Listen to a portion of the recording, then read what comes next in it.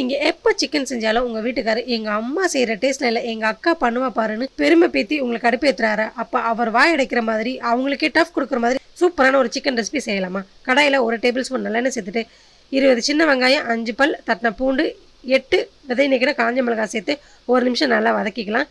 இது கூட 1/2 டீஸ்பூன் இஞ்சி பூண்டு விழுது, ஒரு மீடியம் சைஸ் தக்காளி சேர்த்துட்டு நல்லா மசியை வதக்கிட்டு நம்ம கழுவி வச்சுருக்க 1/2 கிலோ சிக்கனை சேர்த்துக்கலாம். சிக்கனை 1 நிமிஷம் வதக்கினதுக்கப்புறமா கொஞ்சமாக மஞ்சள் தூள், 1/2 டீஸ்பூன் மிளகாத்தூள், அப்புறம் நல்லா பட்டி சிக்கன் மசாலா. இது எப்படி அரைக்கிறதுன்னு ஆல்ரெடி நம்ம வீடியோ போட்டிருக்கோம், பார்க்காதவங்க போய் பார்த்துக்கோங்க ஃப்ரெண்ட்ஸ். இதெல்லாம் சேர்த்துட்டு 1 நிமிஷம் நல்லா வதக்கி விட்டுட்டு சிக்கன் மூழ்கிற அளவுக்கு தண்ணி, தேவையான அளவு உப்பு சேர்த்து மூடி போட்டு சிக்கன் நல்லா வேக விட்டுலாம். சிக்கன் நல்லா வெந்து நல்லா சுண்டி வந்ததுக்கப்புறமா ருசியை கூட்டுறதுக்காக பூண்டு, சீரகம், காஞ்ச மிளகாய், கருவேப்பிலை தாளிச்சதை சேர்த்து கூடவே கொத்தமல்லி இலையை சேர்த்துட்டு ஒரு மிக்ஸ் கொடுத்து இறக்கணுன்னா சுவையான நல்லாம்பட்டி சிக்கன் மசாலா தயாராகிடும்.